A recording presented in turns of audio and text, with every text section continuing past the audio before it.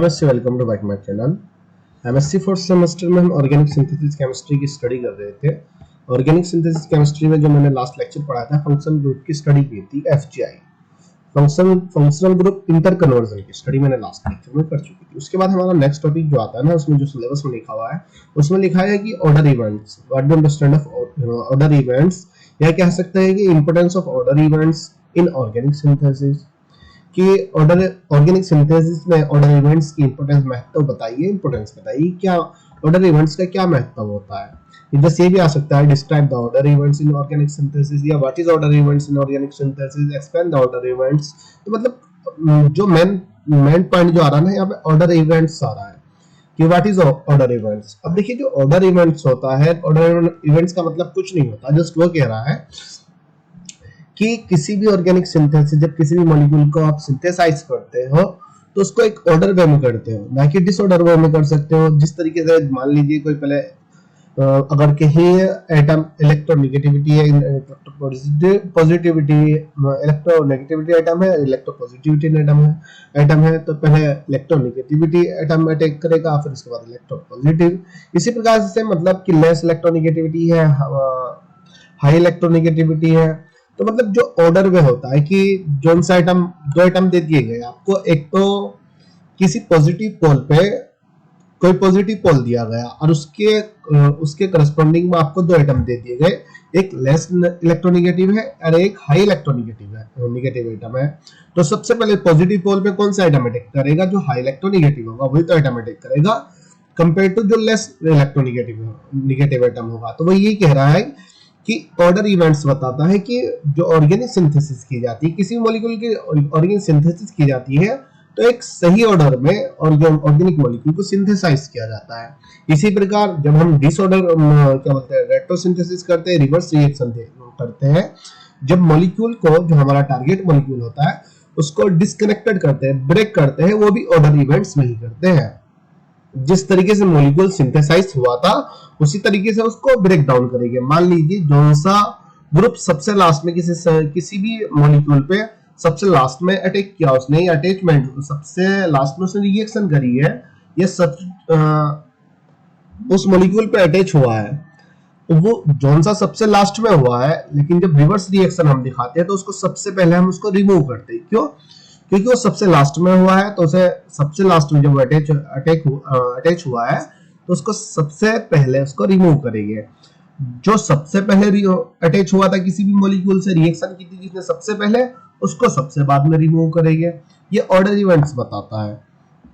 अब यहाँ पे हमने जो डेफिनेशन लिखा है, डेफिनेशन पढ़ लेते हैं, फिर उसके बाद जब मैं एग्जांपल के थ्रू आपको बताऊंगा तो एग्जांपल से आपको एकदम समझ में आ जाएगा। Okay, definition of order events. Yeah, what is order events? Meaning of order events: the sequence of reaction in which we get the good and desired product.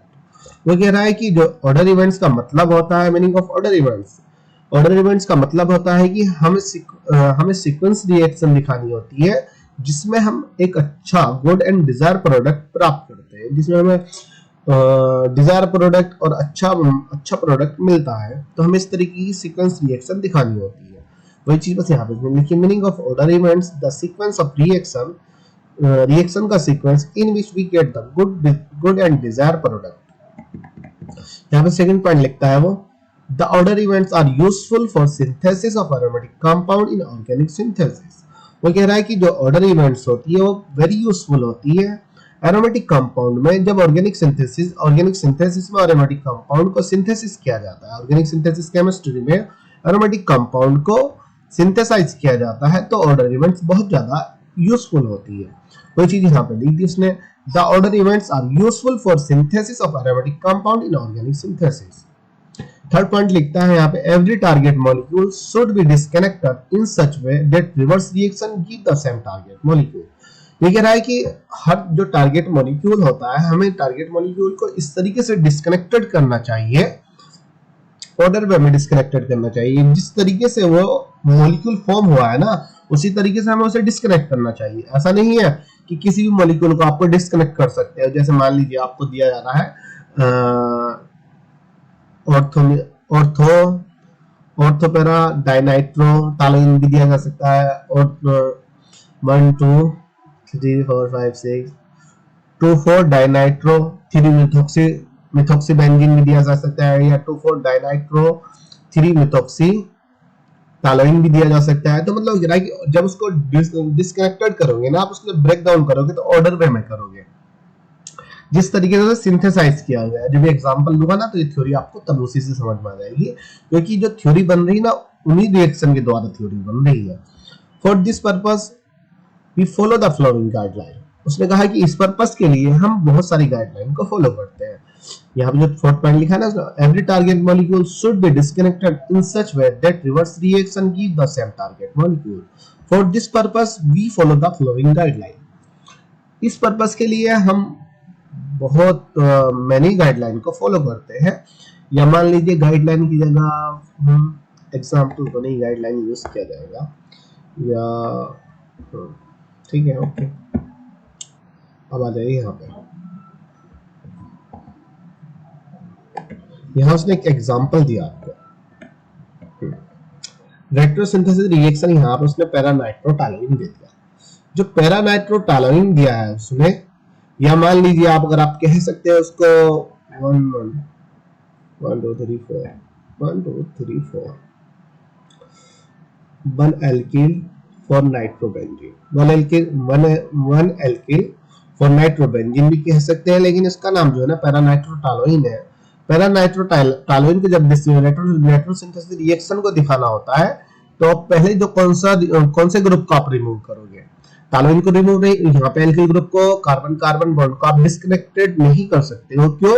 क्योंकि यहाँ पे किसी कार्बन के एटम के पास एक हेटेरो एटम भी present है, तो आप पहले कार्बन तथा हेटेरो एटम को डिस्कनेक्टेड करोगे। यही तो ऑर्डर इवेंट्स बता रहा है। ऑर्डर इवेंट्स का मतलब यही कह रहा है कि ऑर्डर इवेंट्स में डिस्कनेक्टेड कीजिए, रेट्रोसिंथेसिस को ऑर्डर इवेंट्स में दिखाइए, जिस तरीके से उस मॉलिक्यूल को सिंथेसाइज किया गया है। सिंथेसाइज जो किया गया, अब किसी भी ये बेंजीन रिंग है, बेंजीन रिंग में पहले जो हुआ होगा एल्किल ग्रुप नहीं हुआ होगा, पहले नाइट्रो ग्रुप हुआ होगा, फिर एल्किल ग्रुप हुआ होगा, और वो टॉलुइन एज इट इज रहा होगा तो कहीं नाइट्रो ग्रुप से अटैच किया गया होगा। अब जैसे डिस्कनेक्टेड यहाँ से दो मॉलिक्यूल यहाँ पे दे दिए गए, तो यहाँ से नाइट्रो ग्रुप है उसको डिस्कनेक्टेड किया जाएगा, जिसकी वजह से हमें ये कंपाउंड मिल जाता है CH3NO NO2 यहाँ पे डिस्कनेक्टेड हुआ। अब इसी प्रकार अगर हम कहें कि हमें एल्किल को यहाँ से एल्किल ग्रुप को डिस्कनेक्टेड कर देते हैं, कार्बन कार्बन आपको पता है मतलब स्ट्रॉन्ग बॉन्ड होता है compare to carbon nitrogen bond के, तो इसके कंपैरिजन में इसको बॉन्ड का इसको डिस्कनेक्ट करना थोड़ा डिफिकल्ट होगा।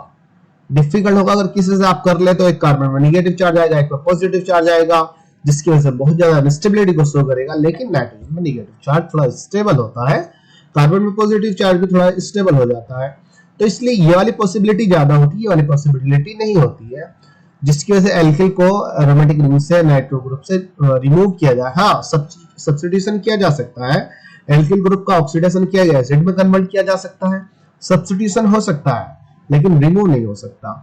किसको पूरे को रिमूव कर दिया जाए या इसको डिस्कनेक्ट कर दिया जाए, तो डिस्कनेक्ट नाइट्रो ग्रुप को ही किया जाता है यहाँ पे। तो ये क्या हुआ, ऑर्डर इवेंट्स में हुआ। ये यहाँ पे दूसरा दिखाया कार्बन कार्बन का डिस्कनेक्ट कर दे, तो यहाँ पे हमें ये मिल रहा है जो पॉसिबल नहीं है, यहाँ पे मैंने लिखा है नॉट पॉसिबल। तो ये वाली रिएक्शन दिखाता है, यही चीज है कि ऑर्डर इवेंट्स में हमें मॉलिक्यूल को डिस्कनेक्ट करना है।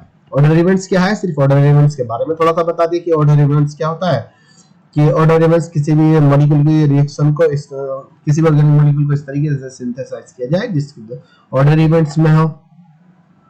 जब उसके रेट्रोसिंथेसिस रिएक्शन की जाए उसे इस तरीके से डिस्कनेक्टेड किया जाए कि वो जब रिवर्स रिएक्शन दिखाए तो सिमिलर टारगेट मॉलिक्यूल का फॉर्म करे, तो सिमिलर टारगेट मॉलिक्यूल को दे सके। It's so the order events in target molecule. इसने कहा कि ये जो होती है ये वाली reaction order events in target molecule में ऑर्डर इवेंट्स को शो करती है। अब यहाँ पर उसने लिखा there are many type of guideline for order events. उसने कहा कि there are many types of guideline, यहाँ पे बहुत सारी गाइडलाइन दी गई है कि ऑर्डर इवेंट्स को आप किस तरीके से एक्सप्लेन कर सकते हो। यहाँ पे सबसे पहले उसने फर्स्ट जो गाइडलाइन बोली है, फर्स्ट पॉइंट बोला। यहाँ पे मान लीजिए काफी सारे पॉइंट दिए गए हैं जिसकी वजह से आप ऑर्डर इवेंट्स को एक्सप्लेन कर सकते हैं। यहाँ पे फर्स्ट पॉइंट दिया उसने, identify the combination of target molecule या substitution of target molecule, identify the combination of target molecule या identify the substituents.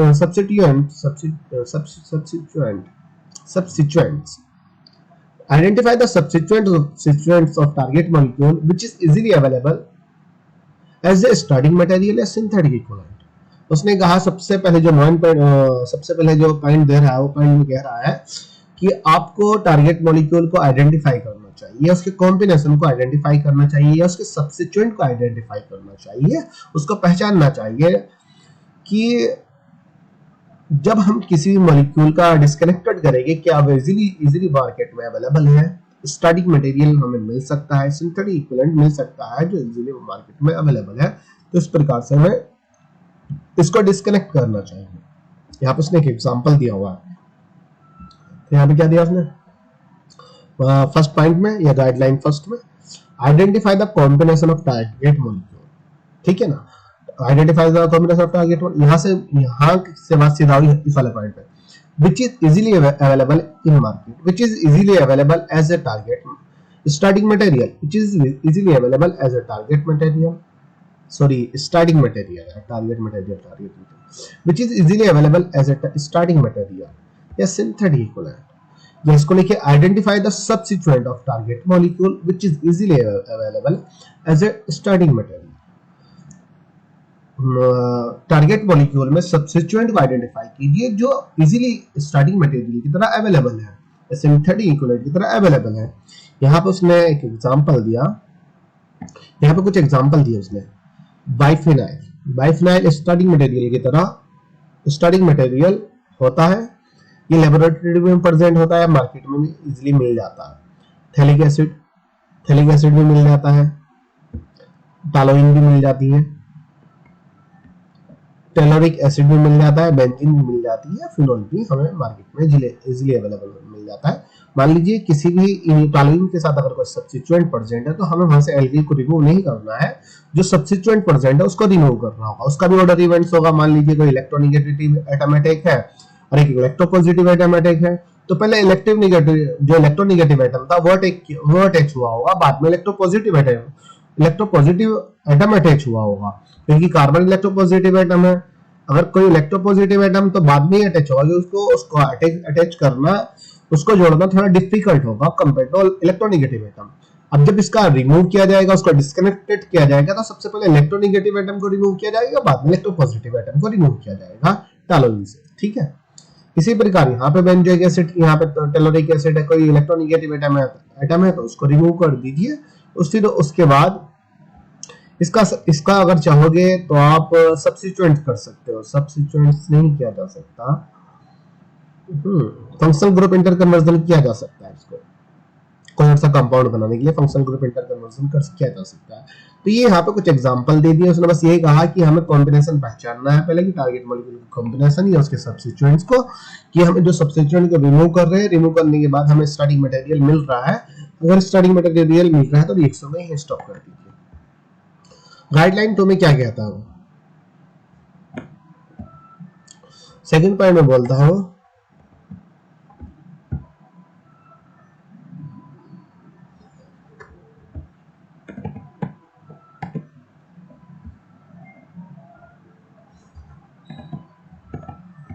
Second one में बोलता है there are some substituents which are disconnected but difficult to connect. अच्छा, यहाँ पे कह रहा है कि यहाँ पे कुछ ऐसे सब्स्टिट्यूएंट्स भी होते हैं जिनको डिस्कनेक्टेड करना तो इजीली होता है, लेकिन उसको कनेक्ट करना बहुत डिफिकल्ट होता है। Therefore, do not disconnect those group या those substituents। इसलिए उन सब्स्टिट्यूएंट्स को या उन ग्रुप को डिस्कनेक्ट ना किया जाए। अगर पॉसिबल है तो उसको डिस्कनेक्ट ना किया जाए जिनको डिफिकल्टली कनेक्टेड किया जा रहा है। अगर पॉसिबल है उसको डिस्कनेक्ट ना किया जाए।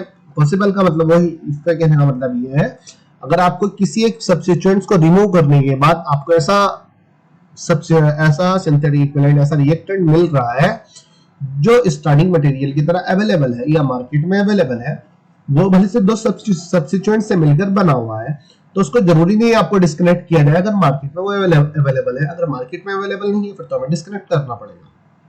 अगर वो मार्केट में अवेलेबल है या लेबोरेटरी में अवेलेबल है, आपको मिल सकता है स्टार्टिंग मटेरियल की तरह, तो उसको फिर डिस्कनेक्ट मत कीजिए। अगर नहीं मिल रहा है तो फिर तुम्हें डिस्कनेक्ट करना पड़ेगा, चाहे उसको कनेक्ट करना डिफिकल्ट हो या इजी हो। तो बस यही चीज वहां पे मिलेगी गाइडलाइन 2 में। There are some substituents which are disconnected. There are some substituents which are disconnected but difficult to connect. कुछ सब्स्टिट्यूएंट ऐसे होते हैं जो डिस्कनेक्टेड तो हो जाते हैं लेकिन कनेक्टेड करना बहुत मुश्किल होता है। Therefore, do not disconnected those group या substituents. इसलिए उन ग्रुप को डिस्कनेक्टेड मत कीजिए। यहाँ पे उसने नाइट्रो, यहाँ पे डाइफेनाइल लिया, वहां पे एक नाइट्रो ग्रुप यहाँ से कनेक्ट कर दिया। अब इसका डिस्कनेक्टेड जैसे आप कराते हो तो आपको एक तो नाइट्रो बेंजीन मिल सकता है कि यहाँ पे नाइट्रो एक पे नेगेटिव चार्ज मिलेगा, एक पे पॉजिटिव चार्ज मिलेगा, वही बहुत ज्यादा अनस्टेबिलिटी हो जाएगी, या तो इनका फंक्शनल ग्रुप इंटर कन्वर्जन किया जाए। लेकिन हम जैसे नाइट्रो ग्रुप का डिस्कनेक्टेड किया जाता है, नाइट्रोजन में नेगेटिव चार्ज, इस वाले कार्बन में पॉजिटिव चार्ज आ जाता है, जिसकी वजह से वो बाद में न्यूट्रल भी हो सकता है। तो डाइफेनाइल हमारा मार्केट में अवेलेबल है, डाइफेनाइल हमारा मार्केट में अवेलेबल है, जो हमें लेबोरेटरी में मिल सकता है, स्टार्टिंग मटेरियल की तरह बिहेव करता है। तो हम रिएक्शन को यही स्टॉप कर देते हैं। इसका जरूरी नहीं इसका भी डिस्कनेक्टेड दिखाया जाए। अगर इसका डिस्कनेक्टेड दिखा देते वही एक पे नेगेटिव चार्ज, एक पे पॉजिटिव चार्ज आएगा, डाइबेंजीन आएगा। अब बेंजीन को आपस में कनेक्ट करना थोड़ा डिफिकल्ट होगा, क्योंकि एक प्रोसेस होती है जब वो डाइफेनाइल बनाता है। डाइफेनाइल ऐसे नहीं बनाता कि दो बेंजीन के साथ कॉम्बिनेशन करा दीजिए, एक प्रोसेस के बाद डाइफेनाइल मिलता है। तो इसलिए ये मार्केट में इजीली हमें अवेलेबल मिल जाता है, इसलिए हम रिएक्शन में यही स्टॉप कर देते हैं। बस ये इसी का कहने का मतलब ये था। अगर नाइट्रो ग्रुप को डिस्कनेक्ट करने के बाद हमें एक ऐसा कंपाउंड मिल रहा है जो मार्केट में अवेलेबल है या लेबोरेटरी में अवेलेबल है, तो जरूरी नहीं है इसका भी डिस्कनेक्ट किया जाए, इसको एज इट इज रहने देते हैं। वही पॉइंट 3 में कहता है, और जो गाइडलाइन 3 होती है, पॉइंट 3 में कहता है functional group disconnect in such way, functional group disconnect in such way that reverse reaction give the right orientation. Guide number 3 में कह रहा है, गाइडलाइन 3 में कह रहा है, जो पोजीशन इसका जो पॉइंट 3 है, पॉइंट 3 में बोल रहा है वो substituents group disconnect in such way that reverse reaction give the right orientation. कि फंक्शनल ग्रुप या सब्स्टिट्यूएंट को इस तरीके से डिस्कनेक्ट किया जाए जब उसकी रिवर्स रिएक्शन की जाए तो राइट ओरिएंटेशन दे। राइट ओरिएंटेशन दे मतलब सही पोजीशन दे जहां से ग्रुप को रिमूव किया गया है, जब उसका सिंथेसिस किया जाए उसी पोजीशन पे वो ग्रुप अटैच करे या अटैक करे, उसी ग्रुप पे अटैक करे, उसी ओरिएंटेशन से, उसी पोजीशन से जाके अटैच हो जाए, जुड़ जाए बाद में जब सिंथेसाइज किया जाए उसको। तो यहाँ पे उसने एसिटोटालाइन दे दिया, यहाँ पे एसिटोटालाइन दिया। इसकी रेट्रोसिंथेसिस रिएक्शन दिखाई गई है, टारगेट मॉलिक्यूल है, टारगेट मॉलिक्यूल का डिस्कनेक्टेड कराना है, हमें रिएक्टेंट का पता करना है कि किन रिएक्टेंट के द्वारा ये बना है। अब जब रिएक्टेंट के द्वारा यहाँ पे बना है, तब अगर हम यहाँ बात करें, क्या हम कार्बन कार्बन बॉन्ड का डिस्कनेक्टेड दिखाएंगे, कार्बन कार्बन का बॉन्ड का डिस्कनेक्टेड, या एक कीटो ग्रुप और कार्बन बॉन्ड है, कीटो ग्रुप है, कीटो ग्रुप तथा कार्बन बॉन्ड का डिस्कनेक्टेड इजीली होगा या कार्बन कार्बन बॉन्ड का डिस्कनेक्टेड इजीली होगा? कौन सा बॉन्ड इजीली ब्रेक होगा? कार्बन कीटो ग्रुप वाला बॉन्ड इजीली ब्रेक हो जाएगा कंपेयर टू कार्बन कार्बन, क्योंकि जब इसको ब्रेक किया जाएगा कहीं ना कहीं इस पर नेगेटिव चार्ज तो इस पे पॉजिटिव चार्ज आएगा, ये वाला बॉन्ड यहाँ पे शिफ्ट हो जाएगा, इस वाले कार्बन पे नेगेटिव चार्ज जाएगा, इस वाले कार्बन पे पॉजिटिव चार्ज आ जाएगा।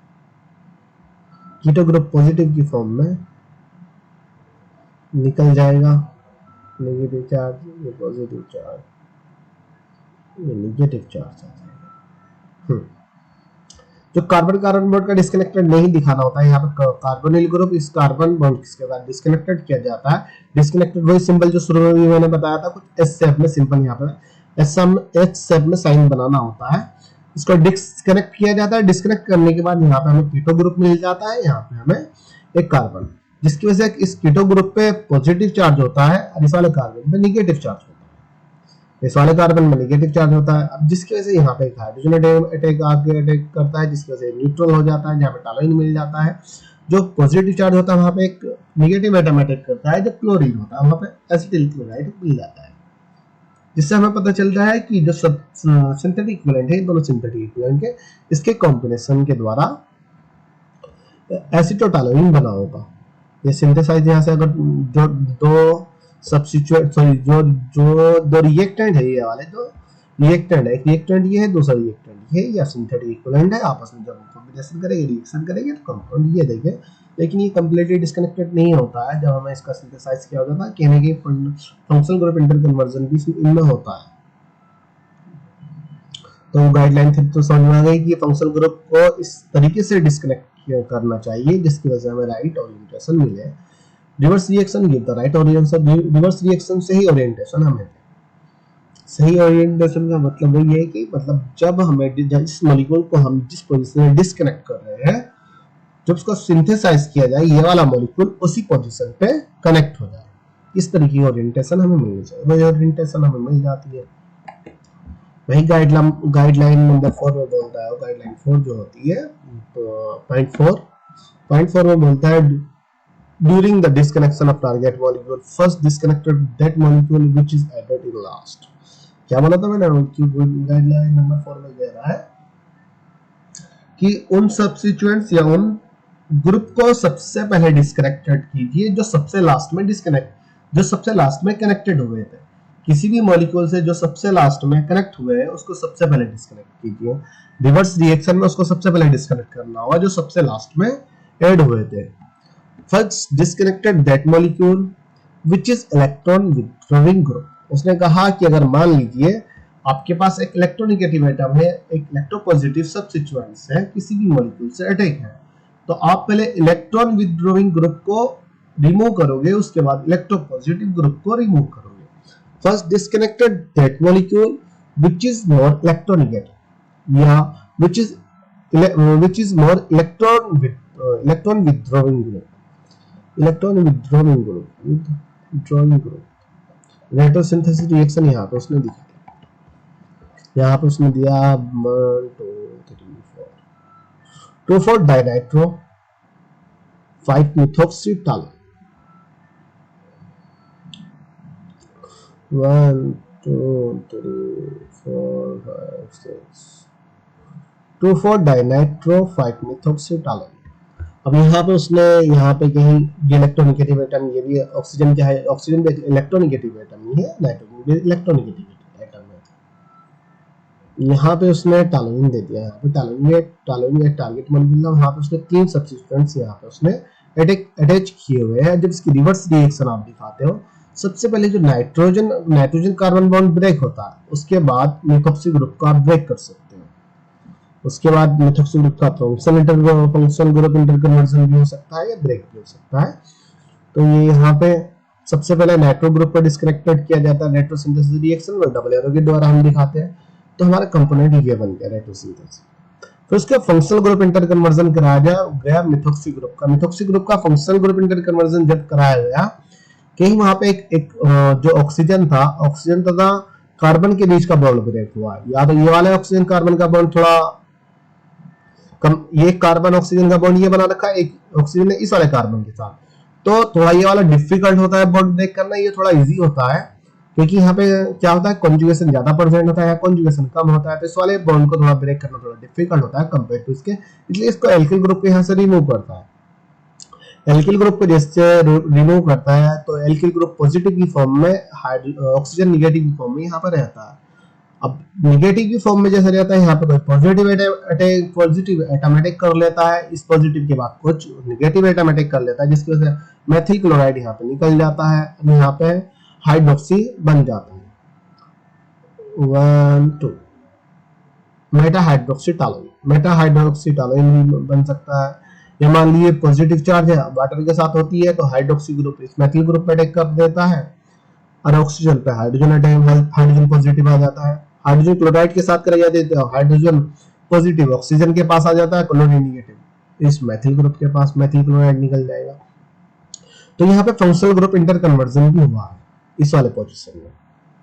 तो फंक्शनल ग्रुप इंटर कन्वर्जन हमें रिवर्स रिएक्शन में दिखाना पड़ेगा। जब सिंथेसाइज कराओगे, सिंथेसाइज में भी वही सेम चीज होगी, इसकी एल्किल हैलाइड के साथ रिएक्शन कराई जाएगी, एल्किल हैलाइड और मेथिल क्लोराइड के साथ, जिसकी एल्किल ग्रुप ऑक्सीजन से जाकर अटैच हो जाएगा, यहाँ से हाइड्रोजन क्लोरीन के साथ निकल जाएगा, यहाँ पे मिथॉक्सी मिल जाएगा। फिर नाइट्रेशन कराओगे सिंथेसिस में, अब सिंथेसिस यहाँ पे दिखाते हैं, सिंथेसिस वहां पे उसने कैसे दिखाया, यहाँ पे सिंथेसिस यहाँ पे उसने मेटा हाइड्रोक्सीटालोइन लिया है, मेटा हाइड्रोक्सीटालोइन यहाँ पे उसने कंपाउंड ले लिया, जो रिएक्टेंट दिया इसका रिएक्शन एल्किल हैलाइड के साथ कराइए, अल्कोहल से करा दीजिए। एथिल अल्कोहल के साथ कराओगे इथोक्सी मिलेगा, मेथिल अल्कोहल के साथ कराओगे तो मिथोक्सी मिलेगा, एथिल क्लोराइड के साथ कराओगे तो तब मिथोक्सी मिलेगा यहाँ पे, क्योंकि हाइड्रोजन पॉजिटिव की फॉर्म में, क्लोरीन नेगेटिव की फॉर्म में, हाइड्रोक्सी नेगेटिव की फॉर्म में, हाइड्रोजन पॉजिटिव की फॉर्म में, तो यहाँ पे हमें मिथोक्सी मिल जाएगा, मेथामिथोक्सी टालोइन। अब इसका जब नाइट्रेशन कराया जाता है सल्फ्यूरिक एसिड की परसेंट में, तो दो nitro 2NO3 2HNO3 nitric acid, HNO3 nitric acid होता है, 2HNO3 नाइट्रिक एसिड, यहाँ से 2 NO2 ग्रुप यहाँ पे इस वाली जो ऑर्थो पोजीशन होती है, ऑर्थो पोजीशन पे आके अटैक हो जाते हैं, ये ऑर्थो पोजीशन पे अटैक हो जाते हैं। तो ये क्या हुआ यहाँ पे सिंथेसाइसिस या ये रेट्रोसिंथेसिस रिएक्शन दिखा दी गई। किसकी रेट्रोसिंथेसिस दिखाई दी गई, किस जो गाइडलाइन नंबर 4 बोला उसने किससे बोला कि during the disconnected of target molecule first disconnected that molecule which is added in last. Disconnected के during the disconnected of target molecule के डिस्कनेक्टेड के दौरान उस मॉलिक्यूल को पहले डिस्कनेक्टेड कीजिए जो सबसे लास्ट में कनेक्ट हुआ है, या उसने करके कहा कि फर्स्ट डिस्कनेक्टेड दैट मॉलिक्यूल या that substituent which is more electronegative, उसको पहले रिमूव कीजिए, उसको पहले डिस्कनेक्ट कीजिए जो इलेक्ट्रोनेगेटिव ज्यादा होता है। यहाँ पर उसका रेट्रोसिंथेसिस और सिंथेसिस दिखा दिया। गाइडलाइन नंबर 4 को छोड़ दीजिए। तो उसके बाद जो हमारा नेक्स्ट टॉपिक आता है ना, 1 ग्रुप कार्बन हैलोजन डिस्कनेक्शन आता है, 2 ग्रुप कार्बन हैलोजन डिस्कनेक्शन आता है, जिसको हमने लिखा हुआ है जो सिलेबस में लिखा हुआ ना आपको, 1 group carbon single bond x करके लिखा हुआ है, एक्स हैलोजन कंपाउंड है, कार्बन हुआ वहां पर, तो वहां पे उसको हम नेक्स्ट लेक्चर में पढ़ लेते हैं।